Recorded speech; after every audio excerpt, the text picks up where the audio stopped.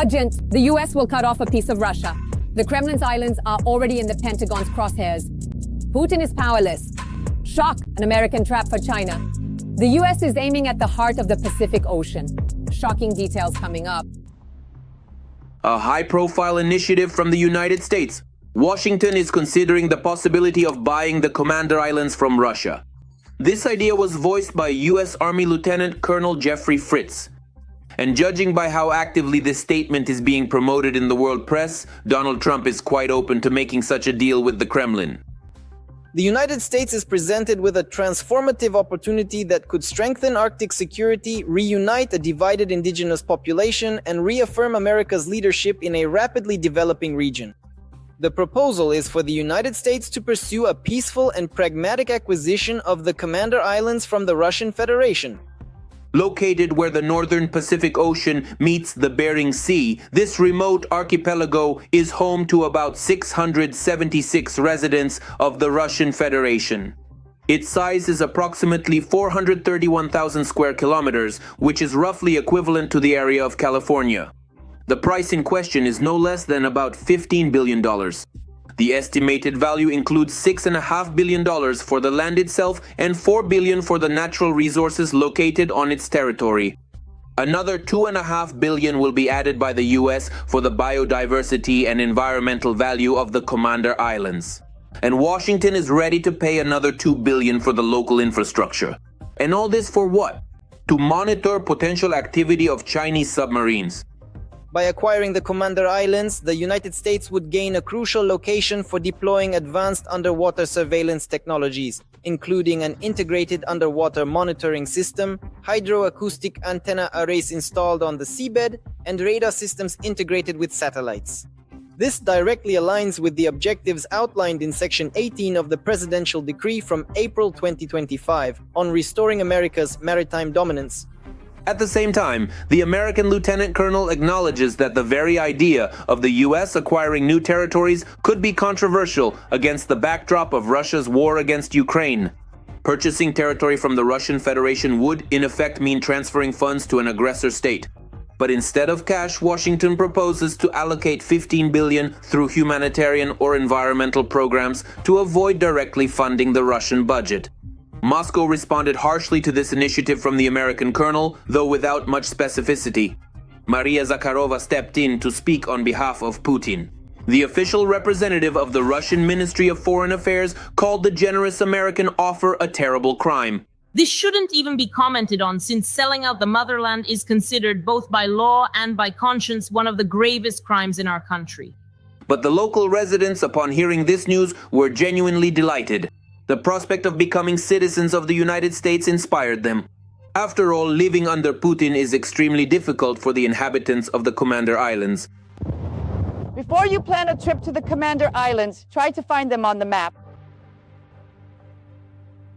And once you see these tiny islands surrounded by ocean, learn that the highest point is only 755 meters and that there isn't a single tree here, then you can decide for yourself whether it's worth coming here or not. Because everything here is ruled by, oh. It's flooding. The weather rules everything here, and it dictates everything.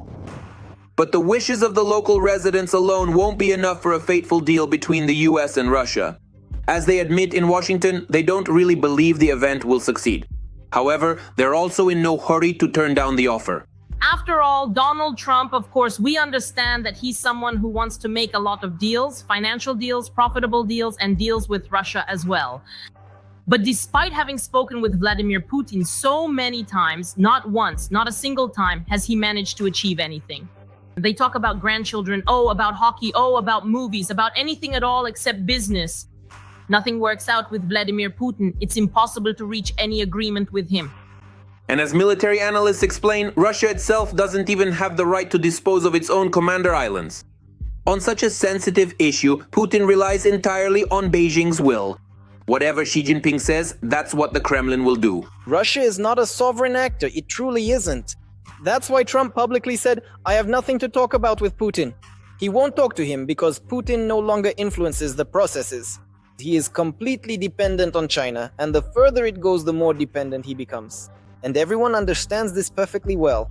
Donald Trump clearly has some ideas about how to engage more closely with China, what can be done, what can be conceded, where pressure can be applied, and so on. In other words, he clearly has some underlying strategy, not just tactics, but an actual strategy, some far-reaching plans regarding China. And that's exactly why moments like these arise. China's growing interest in the Arctic only increases the relevance of the American initiative. Beijing is actively promoting the Polar Silk Road, building Arctic infrastructure, and expanding its dual-purpose fleet. The high-profile statement by the American military sends a clear signal to China that the US is also interested in participating in the Polar Silk Road project and in jointly controlling it with the PRC.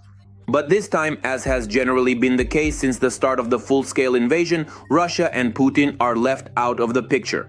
No one is even considering inviting them to share in the new markets. Russia has become a proxy state of China, is completely dependent on China, and is no longer independent. Every voice matters. Join our community, support independent journalism, and help us bring you the truth from Ukraine. Become a member of Ukraine today. Join us now. The battle for water. In Donbas, it's a real apocalypse, from the city of roses to the city of barrels. The harsh reality of the Russian world. Neighbors against neighbors. A real war breaks out over an extra liter of water. Shocked, Putin's officials are looting the budget while people are collecting water from puddles. Watch these horrifying scenes right now. From the city of roses to the city of barrels. The water situation in Donetsk has reached its peak. It's hard to believe now that fans of the Euros once strolled these miserable, foul-smelling streets and Beyoncé performed at the main arena. Now, Donetsk residents have their own kind of entertainment, finding a water truck and waiting in line. People, there's a very long line stretching for many kilometers. The dedicated Typo-Shalins are actively helping. And also, you can certainly report your neighbors to the proper authorities if they happen to have an extra liter of technical water in their possession. Are you out of your minds? What are you doing? People can't even brush their teeth. What are you doing? Have you lost it? Are you the good guys? Well, now I'm going to be the bad one. All right, that's good. Here you go, Gurievskaya 4A. That's the pipe I reported. The left pipe in the gardens. Look at their wonderful crops. Here you go. Now all of this will be in the prosecutor's office. Well, would you look at that? How clever you are. Look at that. They've stockpiled containers. There are containers. There are barrels all lined up.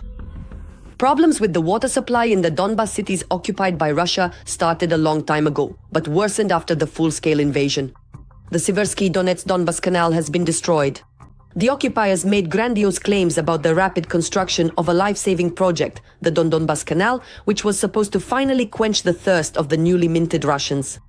The construction work was overseen by the flashy official from the Russian Ministry of Defense, Timur Ivanov, who is accused of embezzling billions. But after he was put in pretrial detention, the project completely stalled. That's when they came up with this water pipeline from the Don, which can't replace the canal in any way. Absolutely not. Its projected maximum capacity is 288,000 cubic meters per day. That's just a drop in the bucket compared to the Siversky Donetsk-Donbas Canal. Now all the factors have come together. The heat, the absence of the canal, the lack of water in the large reservoirs, and breakdowns in this water pipeline from the Don. As luck would have it, when there's no water coming out of the taps, it pours out by the ton because of the leaky water supply system, which of course no one has invested in since the annexation of the territories. Here, water is flowing right from this spot, nicely down to Nizhny Dvortsovaya Street. Dnepro-Dzerzhinskaya Street, Leninsky District. There's no water in the houses, but at least we have clean water flowing from the wells. Putin's lackey, Denis Pushilin, who has somehow managed to hold on to his seat for about 10 years, is pretending to be a crisis manager, talking about thousands of barrels that, of course, exist only in words. Nothing has changed. If anything, things are only getting worse. If before at least some water would reach the upper floors, now there is none at all. If before there was water near the house for 5 rubles, now there isn't any. And where are these water deliveries and tanks? Things at Textile were bad and they still are. If anything, it's gotten worse. Even the elevators often don't work. How are we supposed to carry it? I'm sick of hearing these excuses about liberating the territory and rusty pipes. It's been 11 years since 2014. You still haven't figured it out after all these years? Did it come as a surprise? They should be removed from their cushy positions. They only think about themselves. Petrovsky district. I don't see any tanks around. For the fourth time, the taps are dry instead of having water. Apparently, we shouldn't expect any water until Izium, Sloviansk and Sviatohirsk are liberated, and then we'll have to wait for the entire plundered system to be restored, unless they decide to solve the problem by temporarily diverting water from another, closer source. And while city residents have to wash and clean with the same water, local profiteers are figuring out how to make even more money off this situation. After 11 years, there was finally some work for the so-called Ministry of Natural Resources of the DPR, which issued a press release stating that they are considering groundwater as an alternative source. Donetsk residents managed to beg 80 million rubles from the federal budget to clear the mouths of 5 rivers with a total length of 20 kilometers. But residents are convinced that this is unlikely to help. We have basically a spring here, and the spring would fill up completely, and from it, water would flow into the river, into the Krinka. I came to take a look at it, but now, well, that's it. There's no water level, it doesn't flow into the Krinka anymore. I decided to clean it out. I cleaned it. 2 days later, I came back to check on it. The water level in the spring itself had risen, so I could see if water was being added, if there were still springs or not. I cleaned out all these stones over there. Basically, I cleaned everything up here pretty well. The water used to come straight from the spring, right where my foot is now, and it would flow along this little stream and run directly into the Krinka.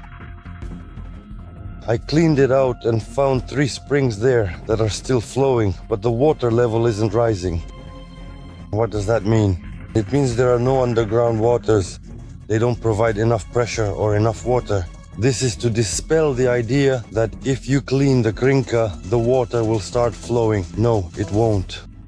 Until such a time as we receive some much needed rain or a substantial amount of snow during the winter season, no additional water will be coming to us here. For now, the people of Donetsk are taking out their anger on their neighbors, while the authorities, as if they are not involved, are just spending the budget.